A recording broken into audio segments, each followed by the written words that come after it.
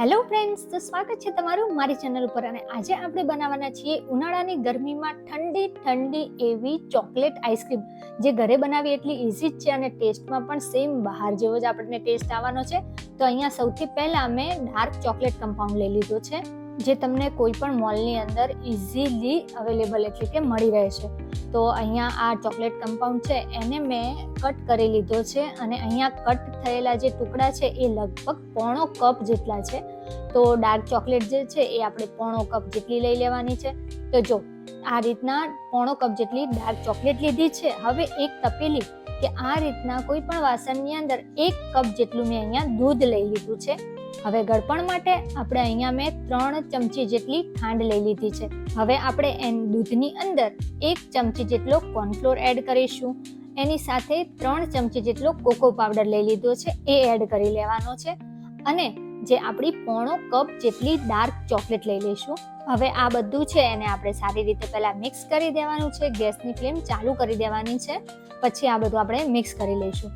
હવે અહીંયા તમે ખાંડની જગ્યાએ જે મિલ્ક મેડ આવે છે ને એનો પણ યુઝ કરી શકો છો, પણ આ ખાંડ શું છે કે બધાના ઘરમાં તો ઇઝીલી મળી જ રહે છે, એટલે આપણે ખાંડનો યુઝ કરી લઈશું. હવે આપણે ગેસની ફ્લેમને ધીમી રાખવાની છે, એટલે કે લો રાખવાની છે અને 3 થી 4 મિનિટ સુધી આને આપણે સતત ચલાવતા રહેવાનું છે, જેથી આપણો જે કોર્નફ્લોર છે ને એ સરસ રીતે કૂક થઈ જાય એટલા માટે. તો અહીંયા જો આપણે એને સતત ચલાવતા રહીશું અને લગભગ 3 થી 4 મિનિટમાં જ આપણું જે આ બધું મિશ્રણ છે એ દૂધ સાથે સારી રીતે મિક્સ થઈ જશે. અને હા, આ સૌથી પહેલાં આપણે આ તો બેઝ બનાવીએ છીએ, જે આઈસ્ક્રીમ માટેનો ચોકલેટ ફ્લેવરનો બેઝ છે એ આપણે રેડી કરવાનો છે એટલા માટે.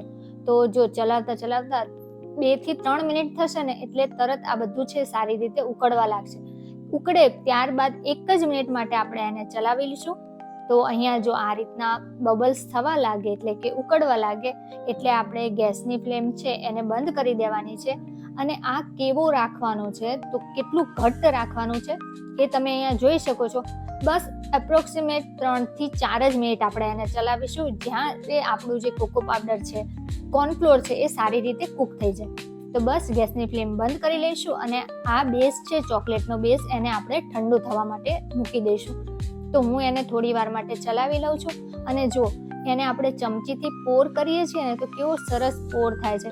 તો બસ આને આપણે થોડી મિનિટ માટે રૂમ ટેમ્પરેચર ઉપર લઈ લઈશું. તો જો રૂમ ટેમ્પરેચર ઉપર સરસ રીતે આપણો બેઝ છે એ ઠંડો થઈ ગયો છે, એટલે કે નોર્મલ એનું ટેમ્પરેચર થઈ ગયું છે. પણ હા, હજી એને આપણે ફ્રીઝમાં 15 થી 20 મિનિટ માટે એને આપણે ઠંડો કરી લેવાનો છે. તો ચોકલેટ બેઝ છે એને આપણે આ રીતે કોઈ પણ એક બાઉલમાં કે કોઈ પણ એક કટોરીની અંદર કાઢી લેવાનો છે. તમારી પાસે જો ડબ્બો હોય તો તમે એરટાઇટ ડબ્બાની અંદર પણ રાખી શકો છો.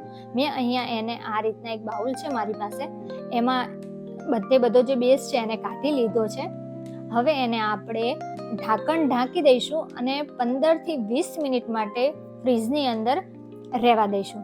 હવે જ્યાં સુધી આપણે આ બેઝ છે એ ઠંડો થાય છે ત્યાં સુધી આપણે જે આઈસ્ક્રીમની ક્રીમ છે એ બીટ કરી લઈએ. તો અહીંયા મેં એક બાઉલ લીધું છે અને એની અંદર મેં 1 કપ જેટલી વ્હીપ ક્રીમ આવે છે ને એ લઈ લીધી છે.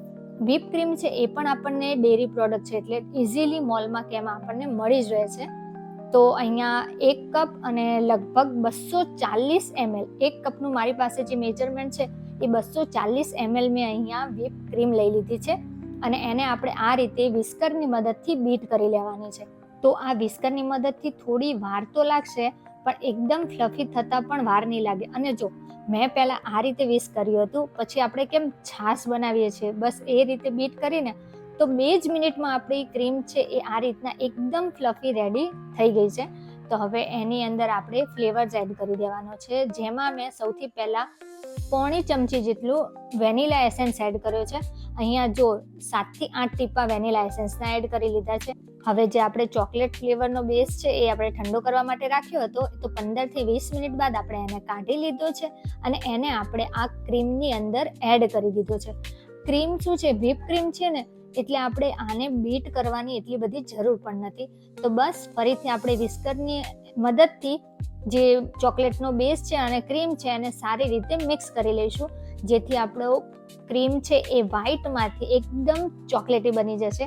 અને જો લાગે છે ને એકદમ ચોકલેટ આઈસ્ક્રીમ ટાઈપ જ, તો બસ સેમ બહાર જેવો જ ટેસ્ટ આવશે. અને જો આ રીતના આપણે કરીએ તો પણ પોર કઈ રીતે થાય છે, જેમ આપણી આઈસ્ક્રીમ છે પીગળી હોય ને, બસ એ જ રીતની આ આપણી આઈસ્ક્રીમનો ક્રીમ છે એ રેડી થઈ ગઈ છે. તો બસ હવે આપણે એને એક કોઈ પણ કન્ટેનર, એરટાઇટ કન્ટેનરની અંદર લઈ લેવાનું છે. જો અહીંયા થોડુંક નીચેના ભાગમાં ક્રીમ થોડી રહી ગઈ હતી તો હું એને ફરીથી મિક્સ કરું છું. અને જો લાગે છે ને એકદમ સરસ આપણી આઈસ્ક્રીમનો બેઝ. તો બસ હવે આ રીતના મારી પાસે એક ડબ્બો હતો એરટાઇટ, તો બસ બધો બેઝ છે એ આપણે એડ કરી દઈશું કન્ટેનરમાં.